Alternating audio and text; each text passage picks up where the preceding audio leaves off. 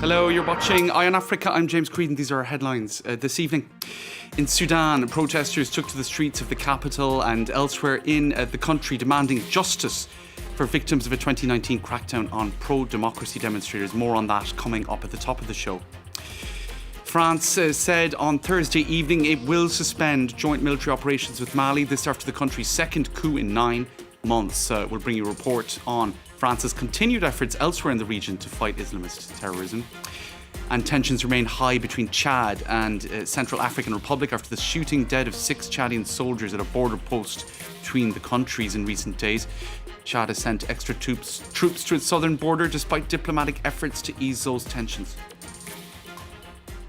Thank you for watching. Now, marches took place across Sudan on Thursday to mark the second anniversary of a deadly breakup of protests on the 3rd of June 2019. This came in the aftermath of Omar al-Bashir's ouster after 3 decades in power. A sit-in protesting military rule was shot at with at least 120 dying.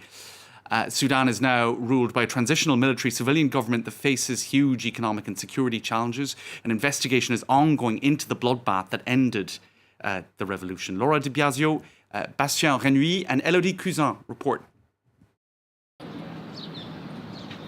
Every month, mourners gather to honour victims of those who were killed during the June 3rd sit-in where the massacre took place.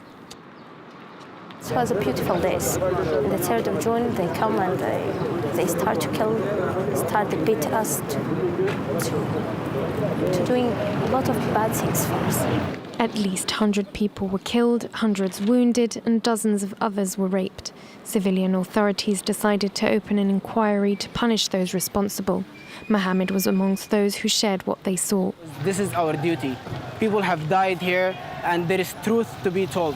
I've witnessed it, and it's a testimony for God and for myself, for my consciousness, and for the people who lost their kids, who lost their families. Some witnesses accuse the Rapid Support Forces of having used disproportionate violence, but the investigation is still moving slowly.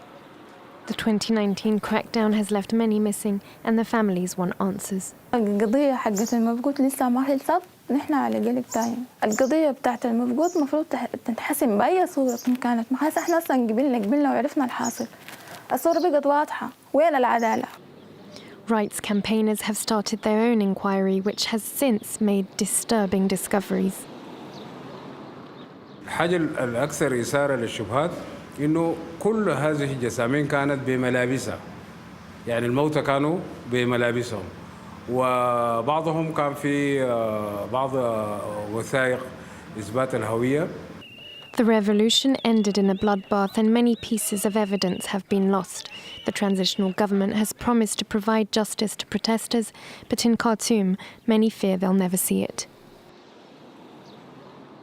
Now, we were due to speak to our correspondent in Khartoum, Naba Moyadeen, but phone and internet connections are currently down. We can only speculate that that is connected with the marches and protests in Khartoum and across the country today. France said on Thursday that it will suspend joint military operations with Mali after the country's second coup in 9 months. This comes a day after the African Union suspended Mali's membership pending a return to civilian rule in Bamako. Paris did leave the door open for that suspension of military aid to be rolled back, calling it a temporary measure and saying it is awaiting guarantees. Now, France, the US and the UN, amongst others, have expressed concern that events in Mali could pose a major setback for the regional fight against Islamist terrorism. 12 months ago, French special forces killed Abdelmalek Droukdel. He was the leader of Al-Qaeda in the Islamic Maghreb. The Algerian jihadist was tracked down near the Algerian border in Mali. He had led several attacks in his own country. France continues to spearhead the fight against Islamist terrorism in the Sahel region. While carrying out a training operation, French special forces agreed to be filmed by our reporters on the ground, Armel Charrier and Karim Hakiki. Let's take a look. This military aircraft, the C-3 Ice Star, belongs to the French Special Forces. Commandos can climb on board, but its real interest lies at the back. An operator points the plane's camera towards a predetermined target and adjusts it according to their teammates' instructions. On est en liaison directe avec des commandos au sol, des hélicoptères qui sont en patrouille. Et on peut se servir de la caméra pour les aider et faire un appui renseignement, éventuellement les prévenir de menaces. Contact is established with the operations centre. The general in charge of the special operations has come to follow the action. On a une opportunité rare sur une cible de grand intérêt. The priority is ensuring feasibility and limiting risk for all parts of the team. On veut que l'autorité militaire ou l'autorité politique, jusqu'au dernier moment, ou plus tard en fait, puisse revenir en arrière. Parfois c'est possible à quelques secondes de l'opération, parfois ça nécessite un petit peu plus de délai. With more than 60 kilos of load, paratroopers jump from the aircraft. They're intelligence specialists who, in this training exercise, must observe a house with 2 guards and a hostage inside. First, they launch a mini drone. Then comes close-up observation in full camouflage. On s'entraîne dans la nature, en France, dans divers milieux. On travaille, par exemple, sur de la photographie animalière, ce qui permet aux jeunes équipiers en fait, d'apprendre, si vous voulez, la patience, la discrétion et toutes ces capacités qui vont lui permettre de se fondre dans la nature et de faire au mieux son travail de renseignement. The raid can begin. Normally, it would take place at night. These commandos have carried out such operations many times against terrorists. They have years of experience in making such silent, precise moves. Ça demande beaucoup d'autonomie individuelle, d'analyse du risque, de la situation, d'intelligence de situation pour l'opérateur de tête notamment qui doit décider s'il doit faire feu ou pas face à une menace. Footage of the Special Forces training sessions is particularly rare. Tensions remain high on the border between Chad and Central African Republic after a clash between their armed forces last Sunday left 6 Chadian soldiers dead. Talks have been taking place in a bid to prevent an escalation of those tensions.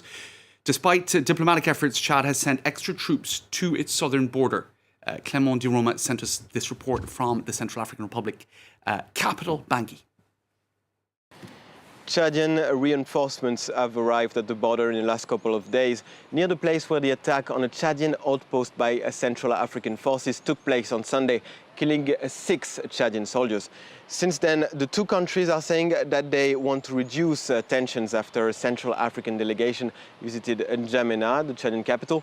With Bangui and their regional partners, Chad is launching an investigative committee to find out what exactly happened.